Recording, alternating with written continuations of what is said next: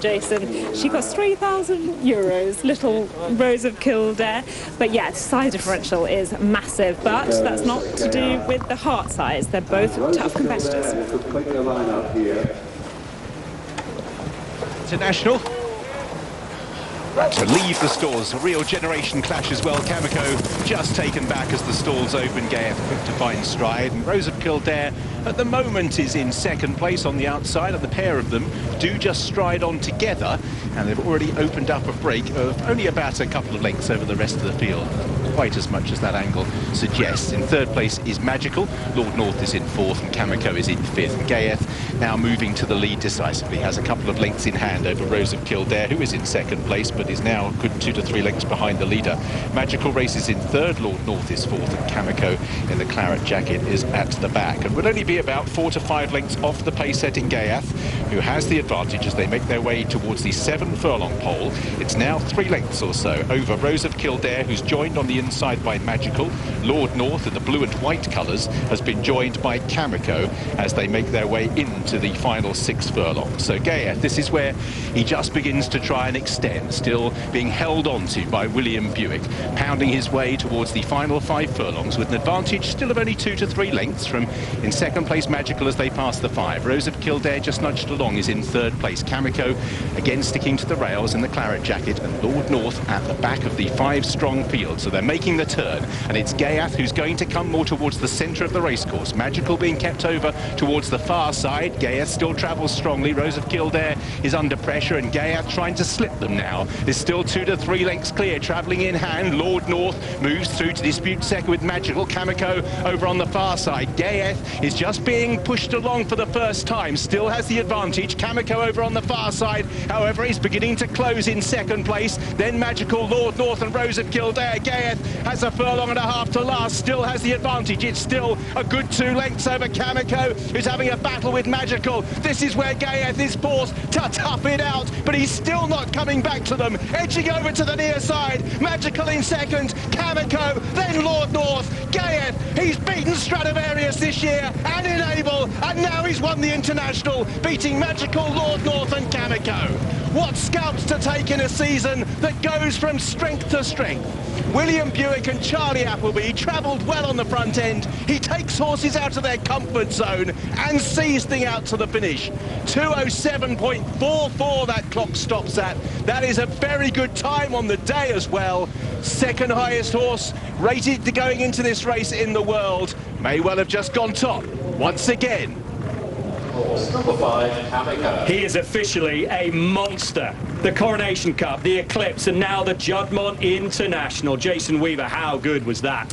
Well, that takes his overall record now to 9 victories from 12 starts, and at least he's finally stringing those races together, something that Charlie has said before. He used to be a touch hit and miss, if we can dare say that about him, but he was so smooth, silky smooth on the front end, and Williams just held on to him and then does go for maximum effort. Nobody can close in. Nobody can close in. You were talking, Adele, about the early part of the race, whether Rose of Kildare was just going to harry him along a bit, but he's just got that natural speed to take him there. He has, and as I said earlier, William Buick's got so much confidence in this horse. You know, he knows he can get the fractions perfect at each furlong, and I think he's executed it perfectly. And I said before the race, he actually was the last horse to come over, because usually horses at York would be over before the race, and he was over after the race. He had the hood on as well, went down last, and I think they just did everything to try and preserve as much energy as possible,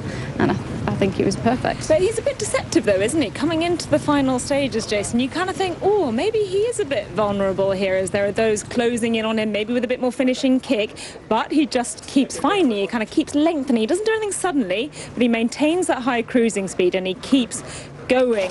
Let's see how excited by that victory Charlie Appleby is.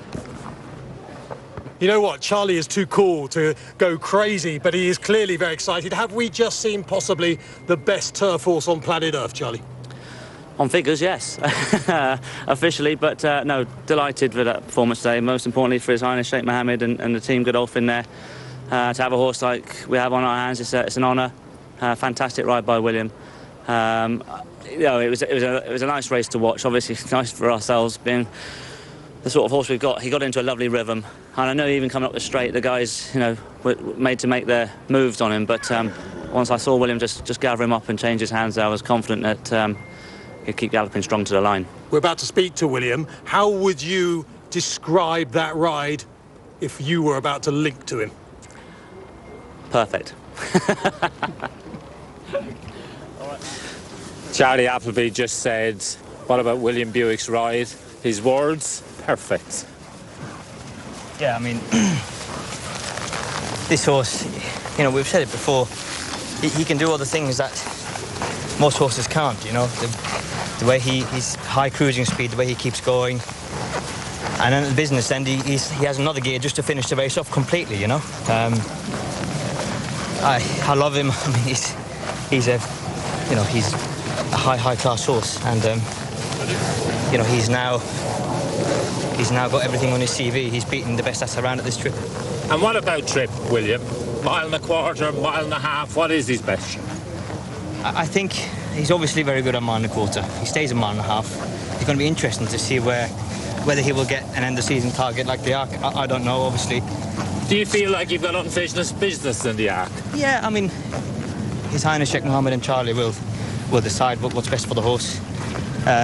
But you know, as long as the ground wasn't bad, I'm sure it'd be an interesting target for him. Is he one of the best you've ridden? Yeah. Without doubt? Without doubt. Very well done. Thank you.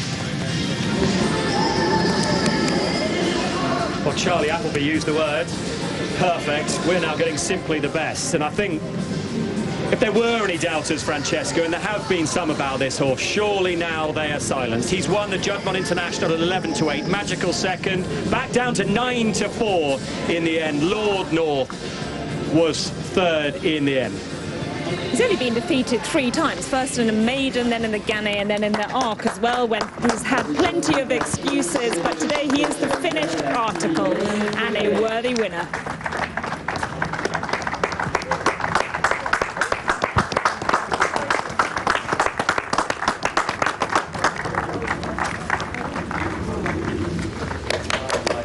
A real monster, Ollie. He sure is, and I actually saw David Redvers with regards to Kamiko making his way into the winner's enclosure to speak to Oisin Murphy, and he said exactly that. He said, unfortunately, we were beaten by a beast, but also he thinks beaten perhaps by the ground, and he said as well that on the back of this, and obviously conversations will need to take place, but they'll probably drop back to a mile with regards to Kamiko. That's a parish notice with regards to one of the beaten horses. And good old Magical ran well again and has just bumped into a really good horse. The Juddmonte International, won for Godolphin, Charlie Appleby and Will Buick by Ghaiyyath.